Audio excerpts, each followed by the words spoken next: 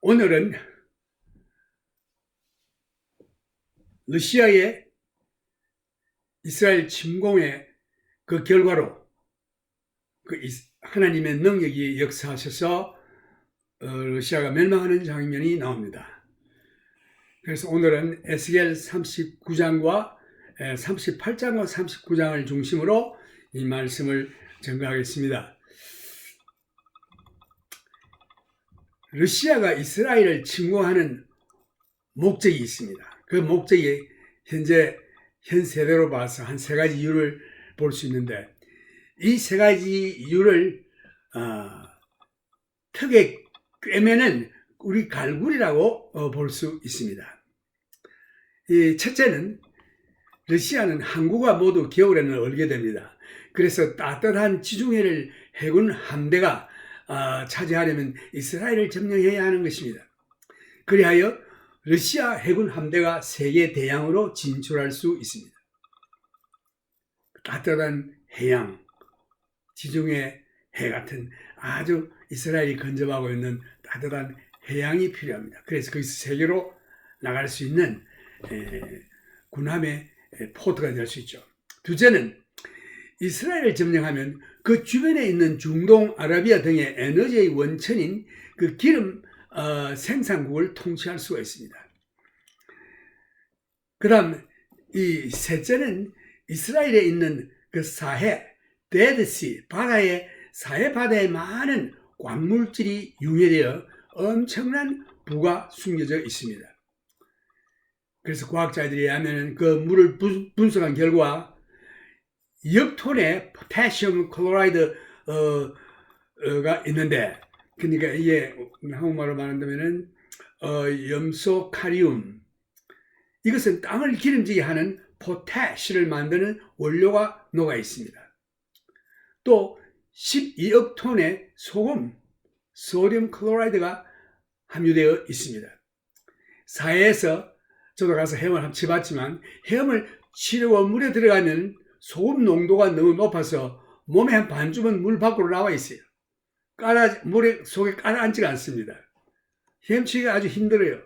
다리가 물에 들어가야 헤엄을 칠 수 있는데 다리가 밖으로 나오니까 아주 헤엄치기가 힘듭니다. 그만큼 물에 소금 농도가 높습니다. 그래서 아주 부력이 이 소금 때문에 녹게 되고, 그리고 22억 톤의 마그네슘 클로라이드, 염소 마그네슘이 함유되어 있습니다. 그리고 6억 톤의 칼슘 클로라이드, 칼슘이 또 들어가 있습니다. 이 모든 것 위에 세리움, 코발트, 망가니즈, 그리고 금까지도 포함되어 있습니다. 오늘날 많은 사람들이 이 사해 바다에서 광물질을 채취하고 있습니다. 이 엄청난 부가 이 사해, 데드시 바다에 잠겨 있는 것입니다.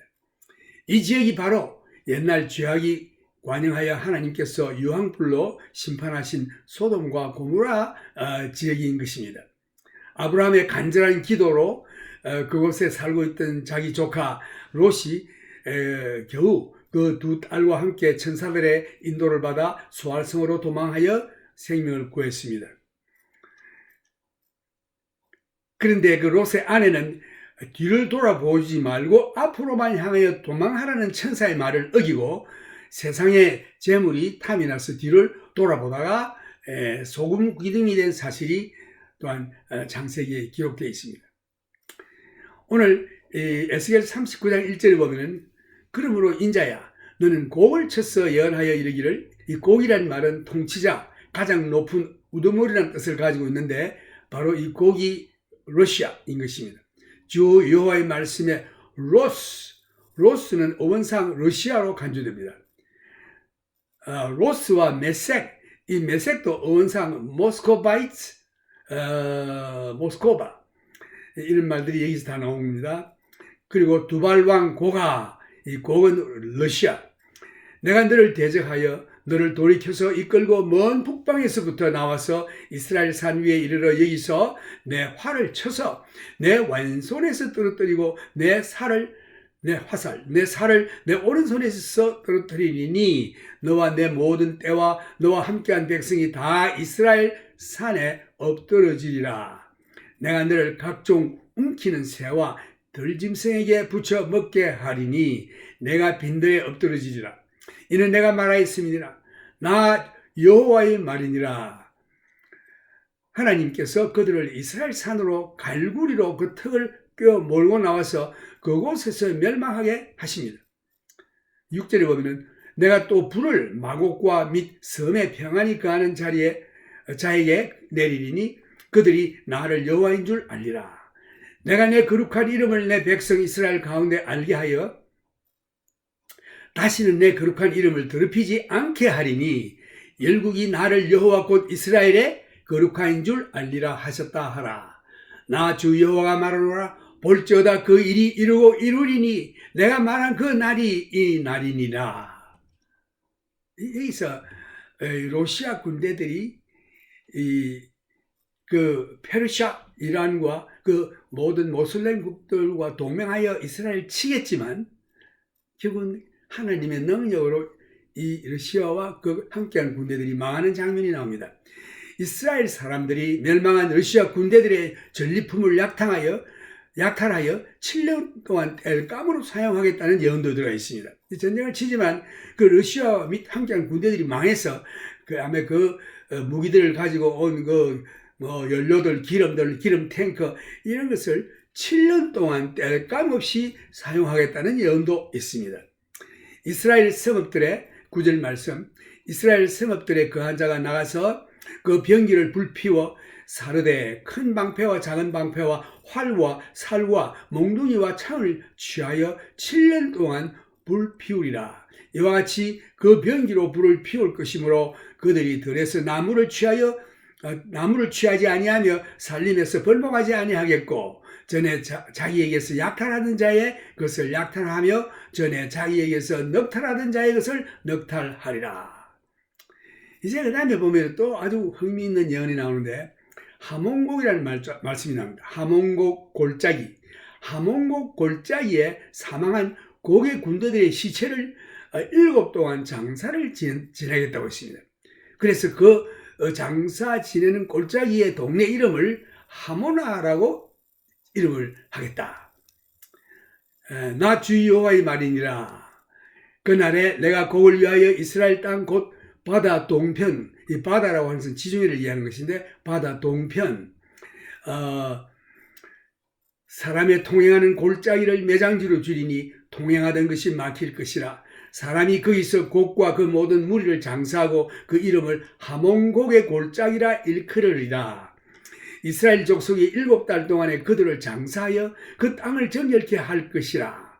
이 시체에 대한 시체를 만진다거나 이렇게 하면은 그 규칙이 있어요. 어떻게 그 장사하라는 규칙이 있는데 제가 또 보기에는 아마 이 전쟁이 아마 무서운 그 큰 핵 전쟁이 아닌가. 그래서 그 슈퍼 레디에이션 말할 수 없는 그 강한 방사능 때문에 좀 방치해뒀다가 7개월 동안 방치해두고 7달 동안에 그들을 장사하여 그 땅을 정결케 할 것이라. 13절 그 땅 모든 백성이 그들을 장사하고 그로 말미암아 이름을 얻으리니 이는 나의 영광이 나타나는 날이니라. 나 주 여호와의 말이니라. 그들이 사람을 택하여 그 땅에 늘 순행하며 장사할 사람으로 더불어 지면에 남아있는 시체를 장사하여 그 땅을 정결케 할 것이라. 7달 후에 그들이 살펴보되 순행하는 자가 그 땅으로 통행하다가 사람의 뼈를 보면 그 곁에 표를 세워 장사하는 자로 와서 하몬곡 골짜기에 장사하게 할 것이요. 성의 이름도 하모나라 하리라. 그들이 이와 같이 그 땅을 정결케 하리라. 그 다음 17절에 보면 너 인자야 나 주 여호와가 말하노라. 너는 각종 새와 들의 각종 짐승에게 이르기를 너희는 모여 오라. 내가 너희를 위한 잔치 곧 이스라엘 산 위에 예비한 큰 잔치로 너희는 사방에서 모여서 고기를 먹으며 피를 마실지어다. 너희가 용사의 고기를 먹으며 세상 왕들의 피를 마시기를 바산에 살찐 짐승 곧 수양이나 어린 양이나 염소나 수송아지를 먹듯 할지라. 내가 너희를 위하여 예비한 잔치의 기름을 너희가 배불리 먹으며 그 피를 치도록 마시되 내 상에서 말과 기병과 용사와 모든 군사를 배불리 먹을지니라 하라. 나 주 여호와의 말이니라. 내가 내 영광을 열국 중에 나타내어 열국으로 나의 행한 심판과 내가 그 위에 나타낸 권능을 보게 하리니 그날 이후에 이스라엘 족속은 나를 여호와 자기들의 하나님인 줄 알겠고 열국은 이스라엘 족속이 그 죄악으로 인하여 사로잡혀 갔던 줄 알지라. 그들이 내게 범죄하였으므로 내 얼굴을 그들에게 가리우고 그들을 대적의 손에 붙여 다 칼에 엎드리지 하였으되. 여기까지 읽고 말씀을 살펴보면은 그 전쟁의 양상이 대살상이 이루어지므로 그 들의 짐승들과 공중의 새들, 독수리들이 와서 그 시체를 먹는 그러한 장면을 여기서 묘사하고 있습니다. 그래서 왜 이런 일이 일어나는가? 여기 보면은 24절에 내가 그들의 더러움과 그들의 범죄한 대로 행하여 그들에게 내 얼굴을 가리웠느니라. 여기에 이스라엘 백성들이 하나님께 범죄하여 하나님께서 그들을 흩으셨습니다. 하나님께서 그들의 범죄에 대해서 얼굴을 가리우셨다고 했습니다. 그러나 25절을 보면은 나 주 여호와가 말하노라. 하나님께서 이스라엘을 이제 회복시키는데 내가 이제 내 거룩한 이름을 위하여 열심을 내어. 여기에 무슨 이스라엘 백성들을 이렇게 회복시키시는 이유가 하나님의 거룩한 이름 때문입니다. 왜? 그 이스라엘 백성들이 하나님이 택하셨기 때문에 하나님의 이름이 저들에게 붙어있기 때문에. 그래서 하나님께서 이스라엘 회복시키는 것은 내가 이제 내 거룩한 이름을 위하여 열심을 내어 야곱의 사로잡힌 자를 돌아오게 하며 이스라엘 온 족속에게 긍휼을 베풀지라. 여기 이제 하나님께서 비로소 긍휼을 베푸신다고 말씀했습니다. 이스라엘 백성들에게 그들이 그 땅에 평안히 거하고 두렵게 할 자가 없게 될 때에 부끄러움을 품고 내게 범한 죄를 뉘우치리니 그때야 이스라엘 백성들이 뉘우친다고 했습니다. 자기들이 범죄한 것을 하나님 앞에 뉘우치고 회개하고 곧 내가 그들을 만민 중에서 돌아오게 하고 적국 중에서 모아내어 열국 목전에서 그들로 인하여 나의 거룩함을 나타낼 때에라. 전에는 내가 그들로 사로잡혀 열국에 이르게 하였거니와 후에는 내가 그들을 모아 고토로 돌아오게 하고 그 한 사람도 이방에 남기지 아니하리니 그들이 나를 여호와 자기들의 하나님인 줄을 알리라. 이제 그 다음 말씀 보면은 이제 하나님께서 이스라엘 백성들을 흩으시고 왜? 저들이 범죄하고 믿지 않기 때문에. 참 놀라운 것은 제가 그 이스라엘 그 LR 비행기를 타고 이스라엘 한번 갈 때에 제가 할 때 마침 랍비 회의가 뉴욕에서 끝나고 이제 이스라엘로 돌아가는 비행기를 내가 타게 됐습니다. 그게 전부 랍비들이 까만 옷을 입고 앉아가지고 있는데 내가 내 옆에도 랍비가 하나 앉았는데 물어봤습니다. 이스라엘 사람들이 정말 하나님을 믿고 있는 사람이 얼마나 되냐 이렇게 물어봤더니 나는 구약성경 읽을 때 모든 이스라엘 백성들이 다 하나님 믿는 줄 아는데 그 랍비의 말이 5%밖에 안 된대요. 아무도 하나님을 안 믿어요. 그런데 왜 그러면 안식일을 그렇게 지킨다고 이렇게 하느냐 하니까 그거는 트레디션, 전통이라 이겁니다. 뭐 하나님의 명령을 따라 해서 그런 게 아니라 이스라엘의 전통을 지키기 위해서 그렇게 한다. 그 말 듣고 제가 깜짝 놀랐어요. 29절에 보면 이제 여기에 하나님께서 말씀하시기를 내가 다시는 내 얼굴을 그들에게 가리우지 아니하리니 이는 내가 내 신을 이스라엘 족속에게 쏟았음이니라. 여기에 비로소 하나님께서 내 신을 이스라엘 백성들에게 쏟았다.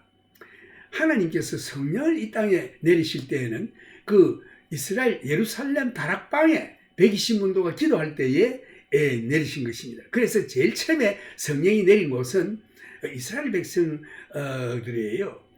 그런데 그 다음에 복음을 전해도 저들이 믿지 않으니까 이제 로마 타이루스 장군이 와서 그 이스라엘 백성들을 전부 정명하고 그때 죽은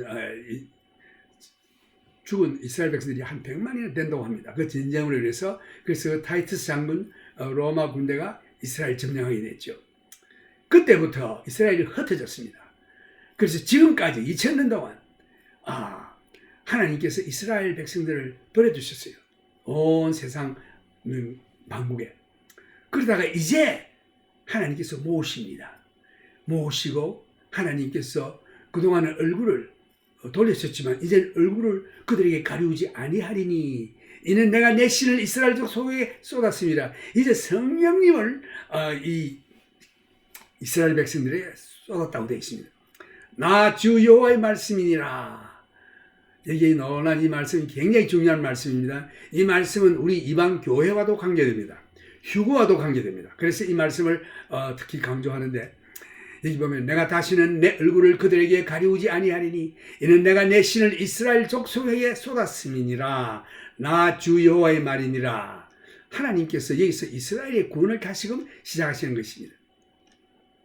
이스라엘이 하나님께 불순종함으로 한동안 열국에 흩으시고 성령을 예루살렘의 오순절 다락방에서 시작하여 유대인들에게 먼저 내려 주셨지만 그 후에 이방인들에게 역사하셔서 예수 그리스도를 믿음으로 구원 얻는 이 복음을 이방인들에게 허락하심으로 은혜의 시대를 여시고 교회를 형성하는 시간이 약 한 2000여 년이 지났습니다.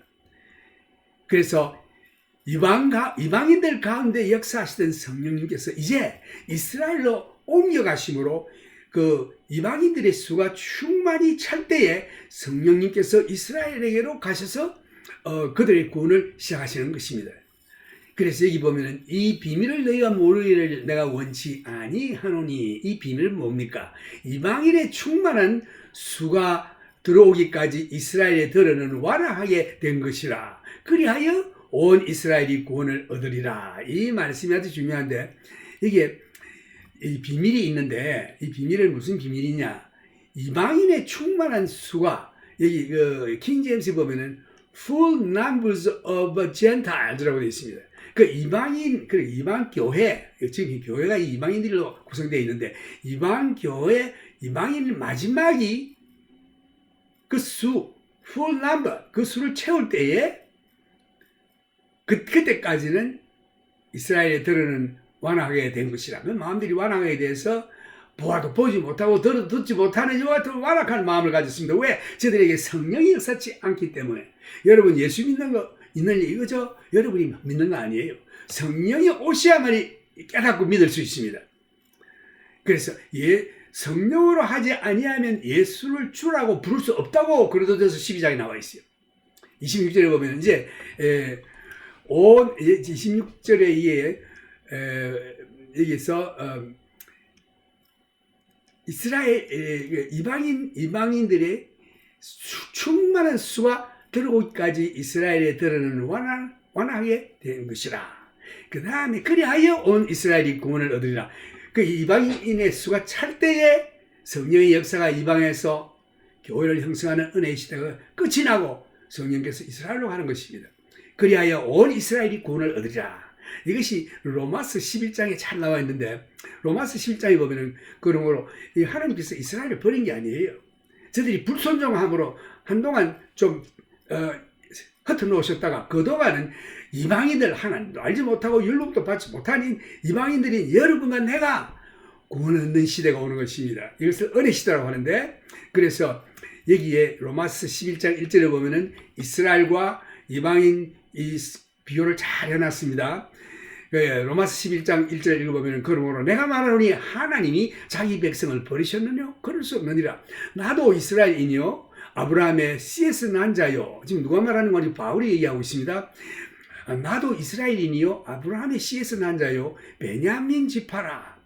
하나님이 그 미리 아신 자기 백성을 버리지 아니하셨나니 너희가 성경이 엘리야를 가리켜 말한 것을 알지 못하느냐? 제가 이스라엘을 하나님께 송수하되 주여 저희가 주의 선지자들을 죽였으며 주의 제단들을 헐어버렸고 나만 남았는데 내 목숨도 참나이다 하니 제하신 대답이 무엇이뇨?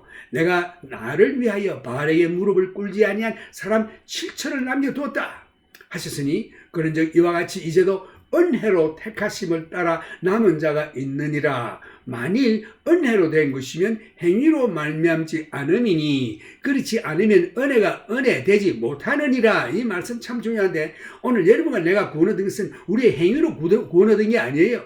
하나님께서 우리를 긍휼히 여기셔서 그 은혜로 말미암아 우리가 구원 얻은 것입니다. 그 이스라엘 백성도 저들이 하나님의 은혜를 받아 택한 민족으로 참 선택을 받았으나 저들이 불순종할 때에 하나님께서 잠깐 제쳐놓은 거예요. 얼굴을 좀 가렸습니다. 그러나 영원히 그렇게 하신 것이 아니라 때가 이르면 저들이 범죄하여 하나님을 떠났지만 하나님의 긍휼하심과 은혜로 말미암아 그들에게 다시 긍휼을 베풀어 구원을 하시는 것입니다.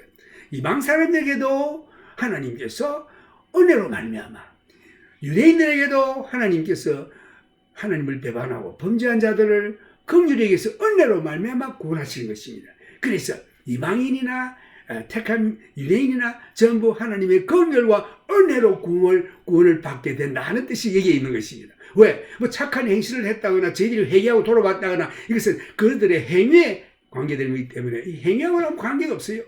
그래서 이게 6절 말씀 보면은 로마서 11장 6절, 만일 은혜로 된 것이면 행위로 말미암지 않음이니 그렇지 않으면 은혜가 은혜 되지 못하느니라.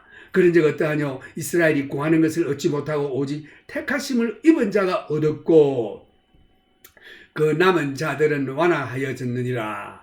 기록된 바 하나님이 오늘날까지 저희에게 혼미한 심령과 보지 못할 눈과 듣지 못할 귀를 주셨다 함과 같으니라. 여기에 이 다윗이 말했죠. 또 다윗이 가로되 저희 밥상이 올무어 덕과 그치는 것과 봉이 되게 하옵소서. 이 다윗이 예언했는데 저희 밥상이 뭔가 율법입니다.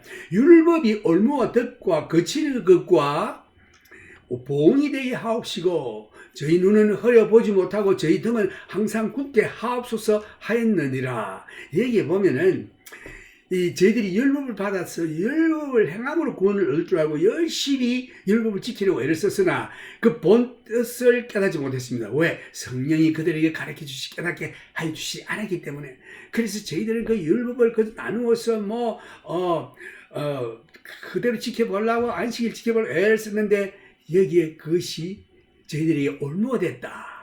그래서 저희 밥상이 율법이 올무와 덕과 그치는 것과 봉이 되게 하옵시고 저희 눈은 흐려보지 못하고 저희 등은 항상 굳게 하옵소서 하였느니라. 그러므로 내가 말하니 저희가 넘어지기까지 실족하였느뇨? 그럴 수 없느니라. 저희의 넘어짐으로 율법을 지킴으로 저희의 이스라엘 백성이 넘어짐으로 왜 넘어졌습니까? 그 이유는 율법을 지킴으로 구원을 얻고자 한 유대인들의 실수인 것입니다.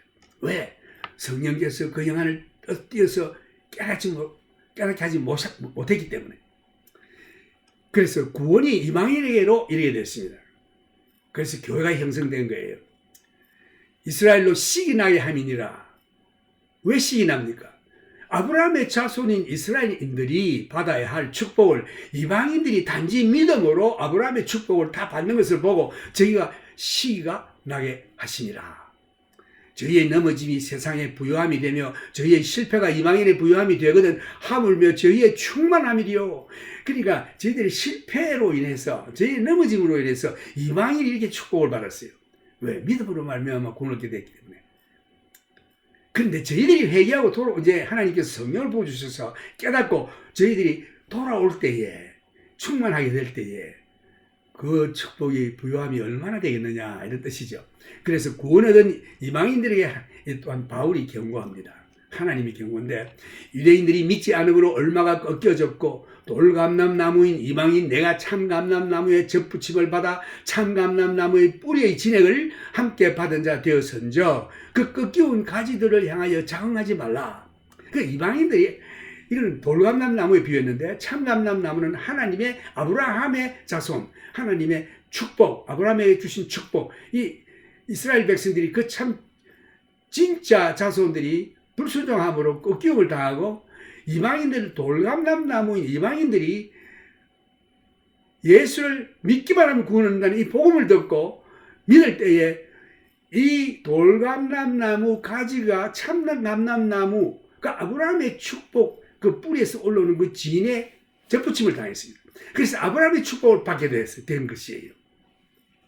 13절에 보면 내가 이방인이 너에게 말하노라. 이제 이 축복을 받는 너희들에게 이 바울이 얘기합니다. 내가 이방인의 사도인 만큼 내 직분을 영광스럽게 여기노니 이는 곧 내 골육을 아무쪼록 시기케 하여 이 말은 저희들이 받을 축복 이방인들이 다 받고 있거든요. 저희 중에서 얼마를 구원하려 함이라. 저희를 버리는 것이 세상의 화목이 되거든. 하나님께서 저희들을 버리시고 잠깐 동안 얼굴을 돌리실 때에 세상에게는 화목이 되고 축복이 되었다. 그 받아들이는 것이 죽은 자 가운데서 사는 것이 아니면 무엇이리요. 제사는 처음 익은 곡식 가루와 거룩한 적 떡더기도 그러하고 뿌리가 거룩한 적 가지도 그러하니라. 또한 가지 얼마가 꺾여졌는데 돌감람나무인 내가 그들 중에 접붙임이 되어 참감람나무 뿌리의 진액을 함께 받는 자 되었은즉 그 가지들을 향하여 자긍하지 말라. 자긍할지라도 내가 뿌리를 보존하는 것이 아니요 뿌리가 너를 보존하는 것이니라.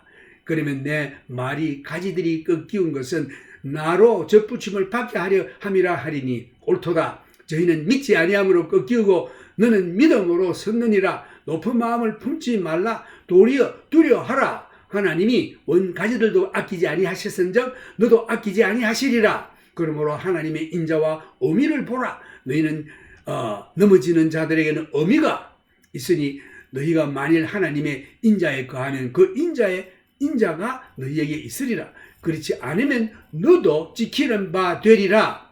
저희도 믿지 아니하는데 거하지 아니하면 이 말은 저희도 믿지 아니하는데 거하지 아니하면 이 말은 이스라엘 백성들도 이제 믿으면은 이런 뜻입니다. 접붙임을 얻으리니 이제 원가지로 돌아오는 것이지요. 원나무로 원 뿌리에게 이제 접붙임이 됩니다. 저희들도 이는 저희를 접붙이실 능력이 하나님께 있으니라. 내가 돌감람나무에서 찍힘을 받고 본성을 거스려 좋은 감람나무에 접붙임을 얻었은즉 원 가진 이 사람들이야 얼마나 더 자기 감람나무에 접붙이심을 얻으랴. 이제 이렇게 말해서 참 너희들이 하나님을 순종치 아니함으로 잠깐 하나님께서 제쳐놓고 흩으셨지만 그로 통해서 너희들이 복음을 듣고 믿을 때에 금방 아브라함의 축복을 그 자리에서 받는 이 참 감람나무에 접붙임을 받는 축복을 받았는데 자긍하지 말라, 교만하지 말라. 하나님께서 너희를 불쌍히 여기셔서 거의 긍휼로 은혜를 베푸신 것이지 너희들도 불순종하면은 원 가지들도 가차없이 자르시는 하나님 너희들도 자르실 것이다. 그러므로 조심하는 뜻이죠. 이제 여기서 이방인의 충만한 수가 들어오기까지 이스라엘의 들어는 완화하게 된 것이라. 그리하여 온 이스라엘이 구원을 얻으리라. 이것이 여기 에스겔 39장에 나오는 말씀입니다. 25절 보면은 형제들아 너희가 스스로 지혜있다 함을 명키 위하여 이 비밀을 너희가 모르기를 내가 원치 아니하노니 이 비밀은 이방인의 충만한 수가 들어오기까지 이스라엘의 들어는 완화하게 된 것이라. 그리하여 온 이스라엘이 구원을 얻으리라. 기록된 바 구원자가 시온에서 오사 야곱에게서 경건치 않은 것을 돌이키시겠고 내가 저희 죄를 없이 할 때에 저희에게 이루어질 내 언약이 이것이라 함과 같으니라. 이제 28절에 보면은 복음으로 하면 저희가 너희를 인하여 원수된 자요. 복음 이거는 뭐 율법을 지키는 것도 아니고 예수만 믿으면 되는 거죠. 우리 이스라엘 백성들은 뭐 지키는 게 되게 많았습니다. 율법. 그래서 복음으로 하면 저희가 너희를 인하여 원수된 자요. 저희가 누굽니까? 유대인들이죠. 너희는 이방인들이죠. 너희 때문에 이스라엘 백성들이 너희가 원수됐다. 복음으로 하면 저희가 너희를 인하여 원수된 자요. 택하심으로 하면 조상들을 인하여 사랑을 입은 자라. 그러나 이스라엘 백성들은 그 아브라함과 이삭과 야곱과 그 믿음의 조상들을 인하여 그들이 하나님의 약속을 받은 선민입니다. 29절 보면 하나님의 은사와 부르시면 후회함이 없느니라. 너희가 전에 하나님께 순종치 아니하더니 누굽니까? 이방인들이죠. 우리는 율법도 안 받았고 하나님의 택한 백성도 아니고 우리는 그저 우상 섬기고 마귀 섬기는 이방인들입니다. 하나님께 순종치 아니하더니 이스라엘에 순종치 아니함으로 이제 긍휼을 입었는지라. 그런데 이스라엘이 순종치 아니하니까 이제 하나님께서 우리들에게 이런 복음을 주셔서 축복을 내려주셨습니다. 31절에 보면 이와 같이 이 사람들이 순종치 아니하니 이는 너희에게 베푸시는 긍휼로 이제 저희도 긍휼을 얻게 하려 하심이니라. 하나님이 모든 사람을 순종치 아니하는 가운데 가두어두시면 모든 사람에게 긍휼을 베풀려 하심이로다. 깊도다 하나님의 지혜와 지식에 부요하며 그의 판단은 청량치 못할 것이며 그의 길은 찾지 못할 것이로다. 누가 주의 마음을 알았느냐? 누가 그의 모사가 되었느냐? 누가 주께 먼저 들여서 갚으심을 받았느냐? 이는 만물이 주에게서 나오고 주로 말미암고 주에게로 돌아감이라. 영광이 그에게 세세토록 있으리로다. 아멘. 이 얼마나 놀라운 증인지 알 수 없습니다. 하나님께서 이스라엘 백성을 택하시고 그들에게 축복을 줬습니다.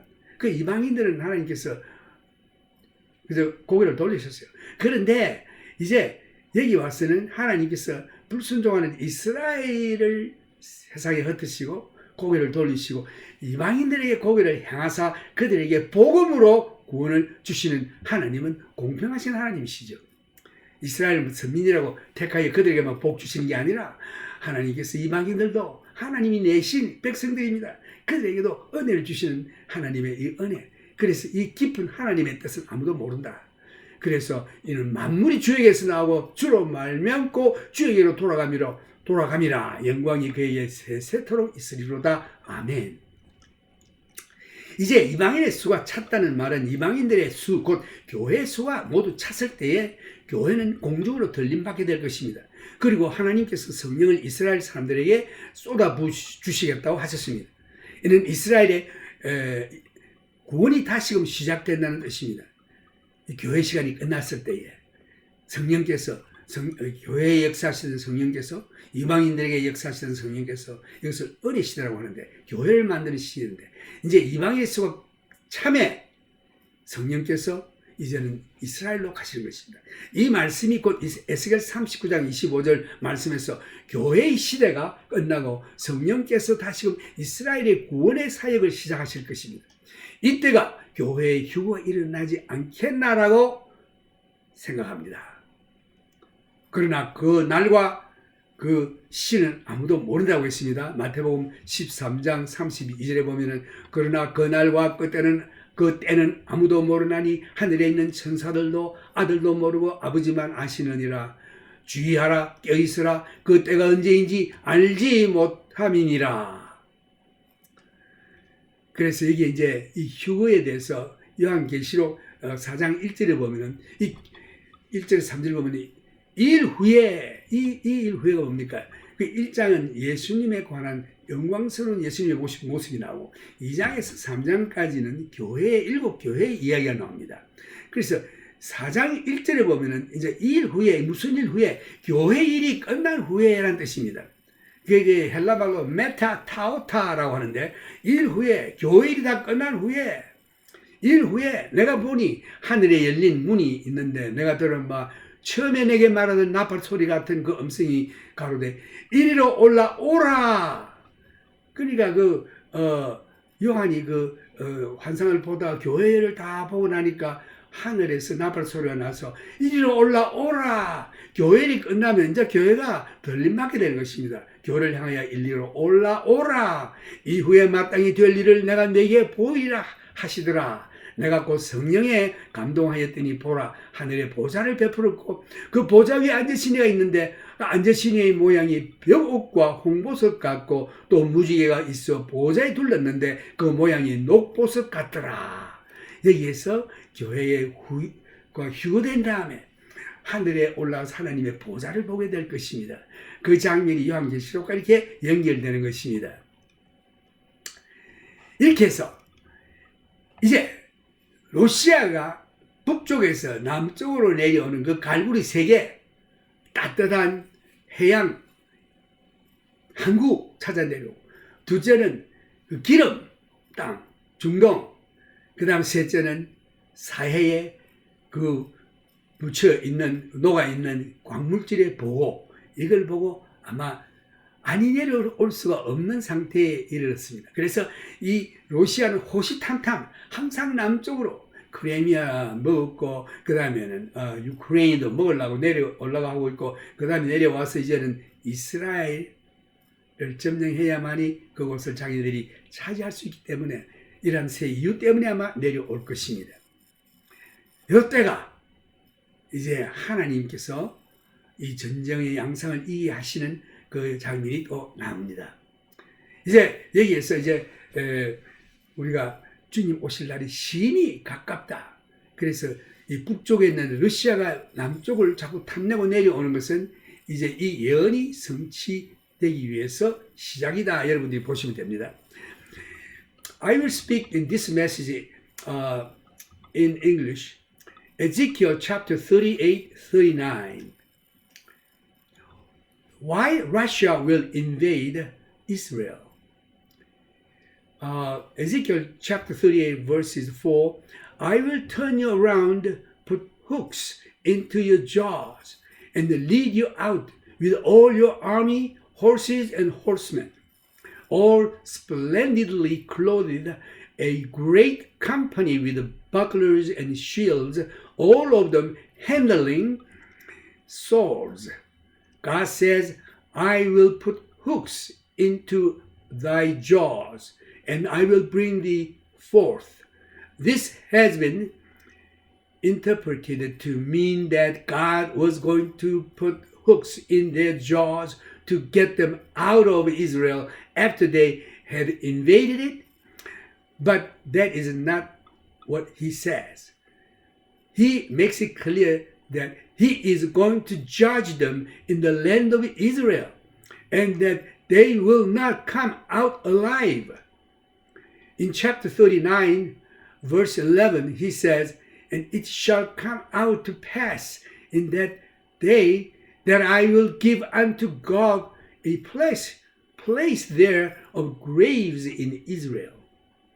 저들이 죽을 무덤을 하나님이 이미 예언하셨습니다.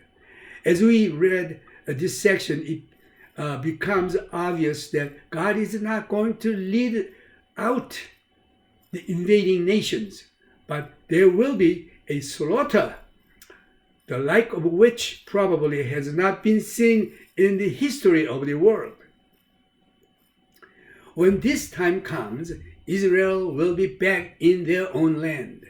For centuries, that land was not occupied by them. After the destruction by Titus the Roman in AD 70, the Jewish people were sold into slavery throughout the world, and they were scattered throughout the world.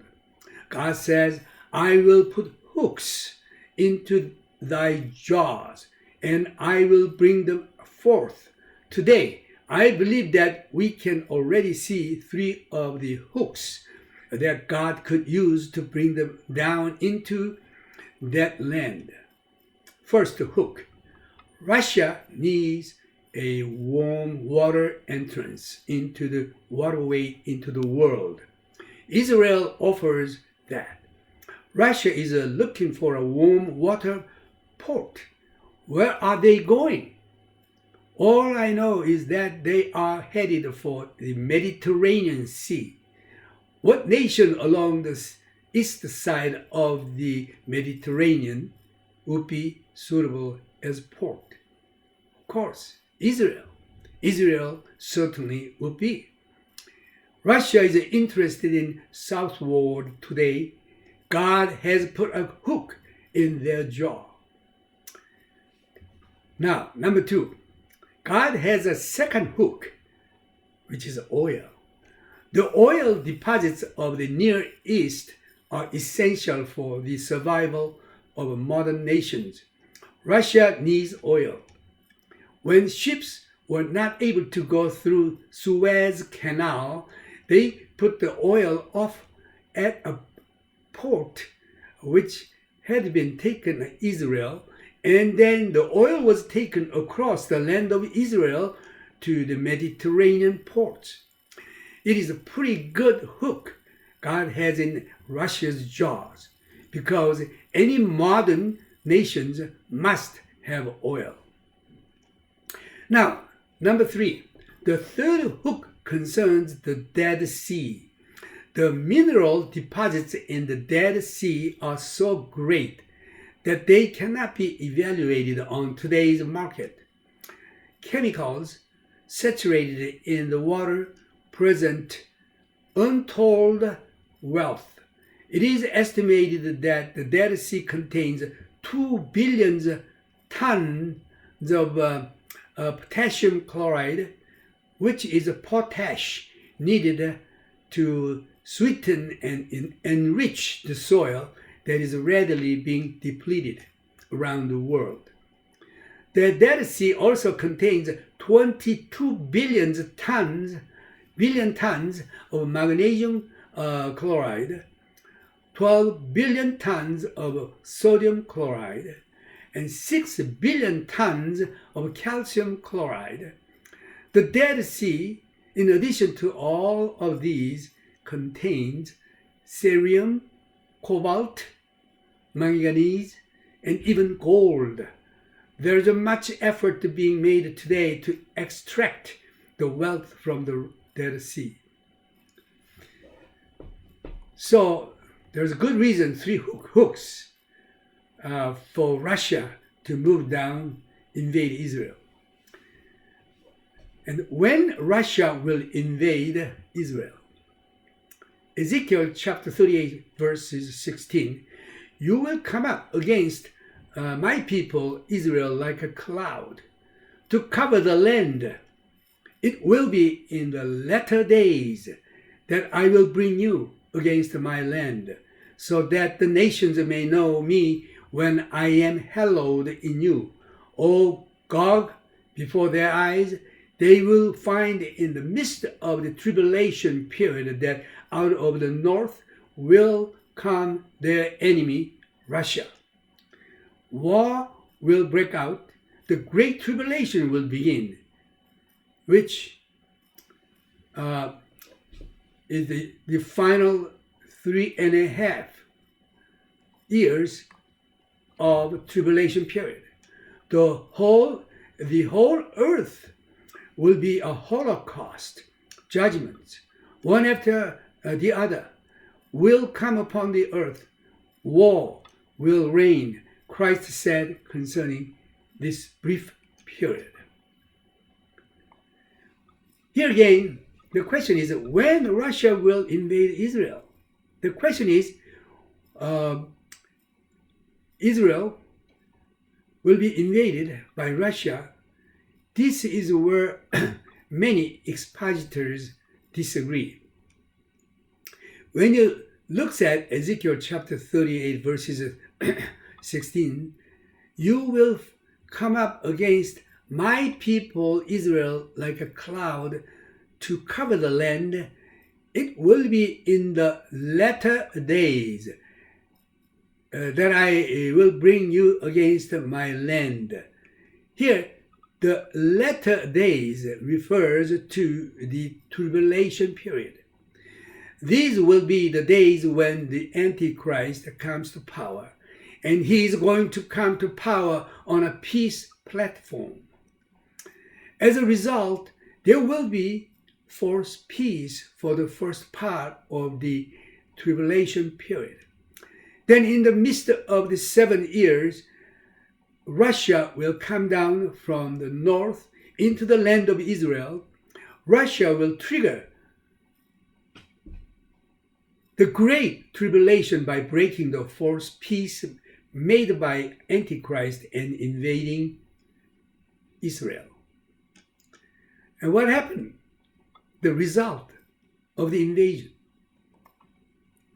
Verse 22, and I will bring him to judgment with, first, pestilence, second, bloodshed, number 3, I will rain down on him, and on his troops, and on the many people who are with him, flooding rain.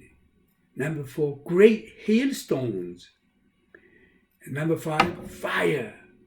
And number 6, brimstone. This is the way God destroyed the sinful Sodom and Gomorrah with brimstone and fire from the Lord out of heaven. According to the Genesis chapter 19 verses 24, then the Lord rained brimstone and fire on Sodom and Gomorrah from the Lord out of heavens. Matthew 24 verse 22, unless those days were shortened, no flesh would be saved. But for the elect's sake, those days will be shortened. The Russia has always been anti-Semitic.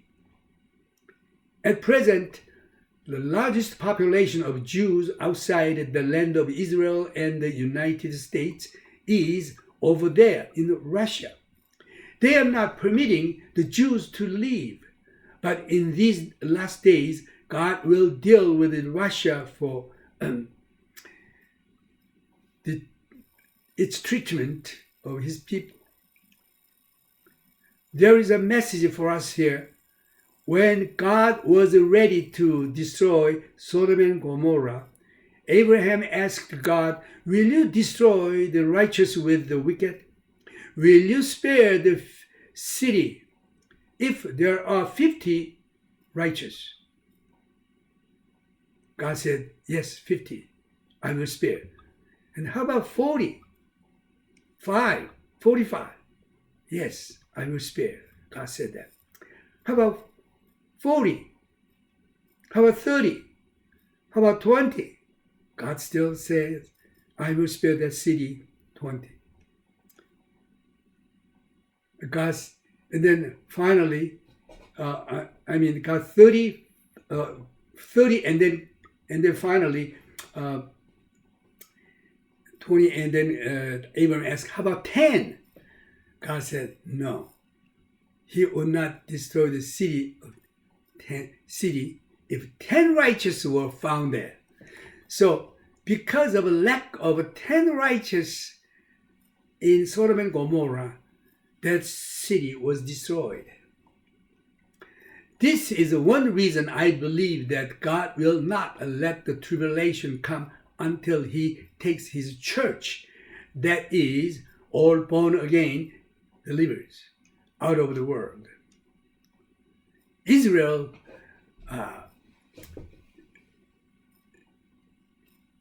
now restored to the land. Ezekiel chapter 39 verses 21, I will set my glory among the nations. All the nations shall see my judgment which I have executed, and my hand which I have laid on them. So the house of Israel shall know that I am the Lord their God from that day forward. The Gentiles shall know that the house of Israel went into captivity for their iniquity, because they were unfaithful to me. Therefore, I hid my face from them. I gave them into the hand of their enemies, and they all fell by the sword. According to their uncleanness and according to their transgressions, I have dealt with them and hidden my face from them. Therefore, thus says the Lord God, now I will bring back the captives of Jacob and have mercy on the whole house of Israel, and I will be jealous for my holy name. After they have borne their shame and all their unfaithfulness in which they were unfaithful to me, when they dwelt safely in their own land, and no one made them afraid, when I have brought them back from the peoples and gathered them out of their enemies' land, I am hallowed in them in the sight of many nations. Then they shall know that I am the Lord their God, who sent them into captivity among the nations, but also brought them back to their land, and left none of them captive any longer, and I will not hide my face from there anymore. God said, I will not hide my face from them anymore, for I shall have poured out my spirit on the house of Israel, says the Lord God. Here, Romans chapters 11 verses 25 tied into these verses, that blindness in part has happened to Israel until the fullness of the Gentiles has come in. For I do not desire, brethren, that you should be ignorant of this mystery. Here's a continually Romans chapter 11 verses 25.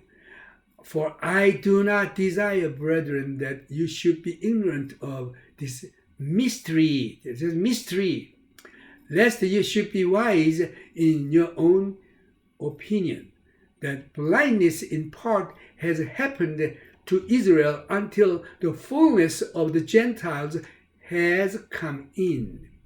Fullness of the Gentiles, that means full numbers of the Gentiles.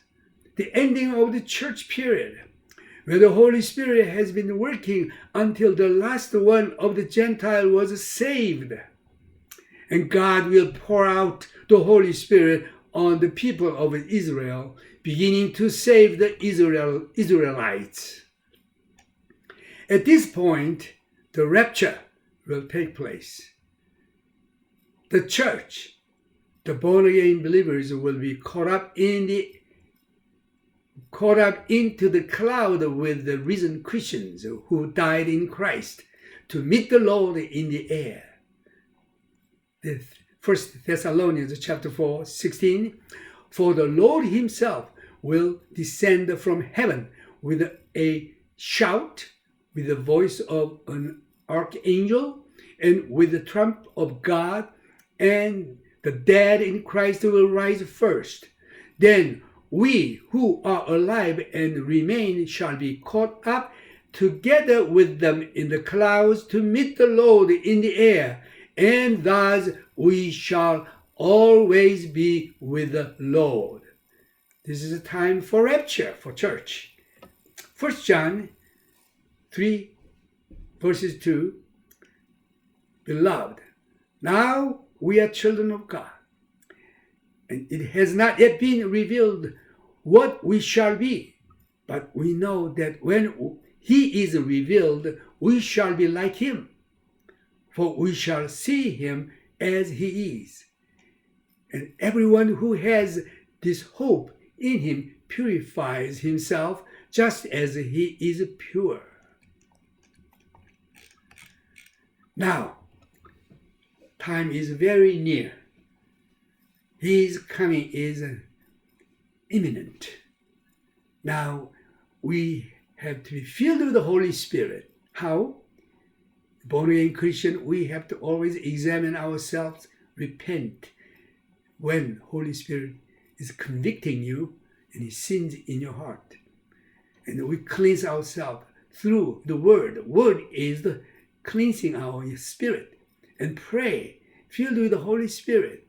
We're waiting. He's coming. We have to prepare. God bless you. Pretty soon, not too long, you will hear the sounds of a trumpet.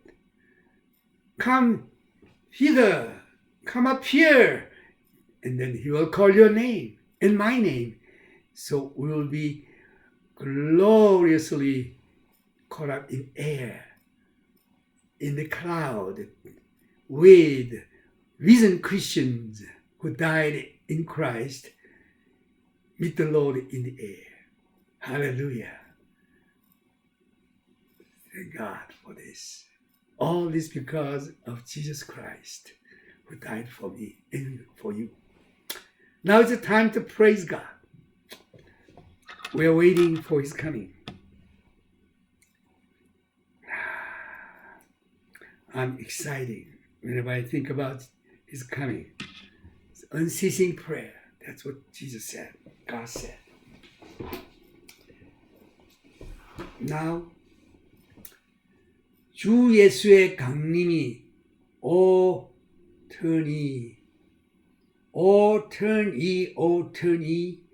for why will you die? 주 예수님이 강림이 가까웠습니다. 주 예수의 강림이 가까우니 저 천국 올라올 자 회개하라. 주 성령 건너 이를 부르시고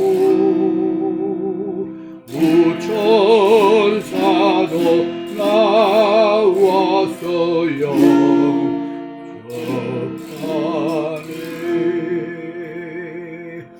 주 예수님 너희를 찾으시니 왜 의혹을 하면서 오지 않나. 온 세상 죄다 당한 어린 양은 죄 많은 자 불러서 구원하네. 이 세상의 절기는 제물로는 내 관심과 고초를 못 면하리. 또 숨길 때 위로를 못 얻으며 죄 많은 자 불러서 구원하네. 이제 우리 이 세상을 떠날 때, 이 몸을 떠날 때 우리는 하나님께로 가야 합니다. 또 떠나기 전에 주님이 오시면 우리는 공중에 들림받아 주님께로 가야 합니다. 내 아버지 주시는 생명양식 밥에 불림 먹고서 영생하라. 그런 심을 버리고 주께 오면 그 한없는 자비를 힘입으니.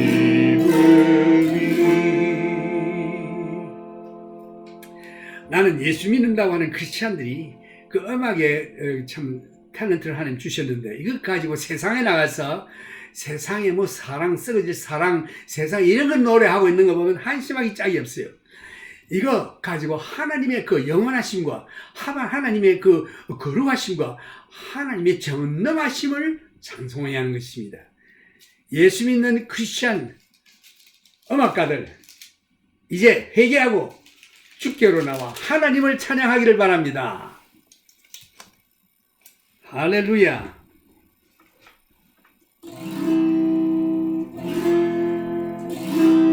주 예수 믿는 자여,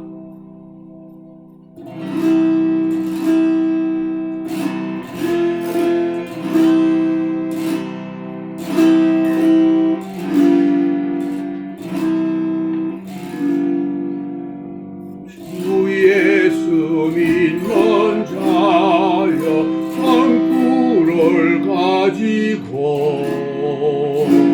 저 신랑 영접하여 함께 나가세. 주 오실 때가 되어 밤 깊어가는데 오게여 예비하라. 주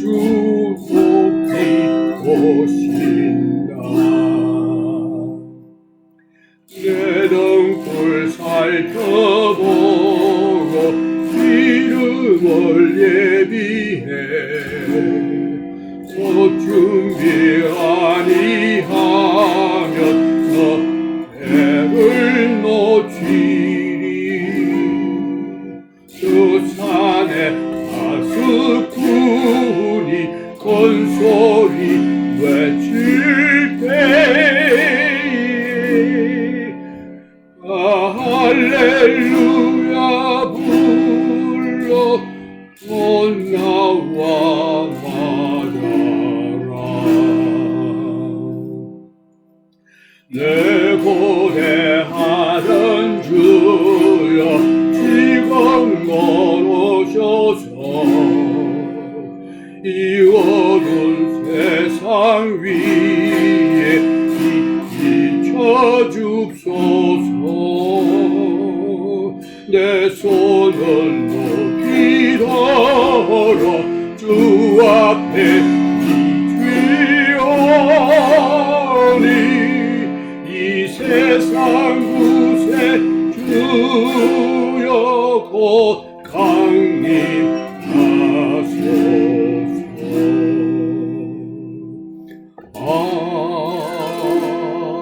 아멘.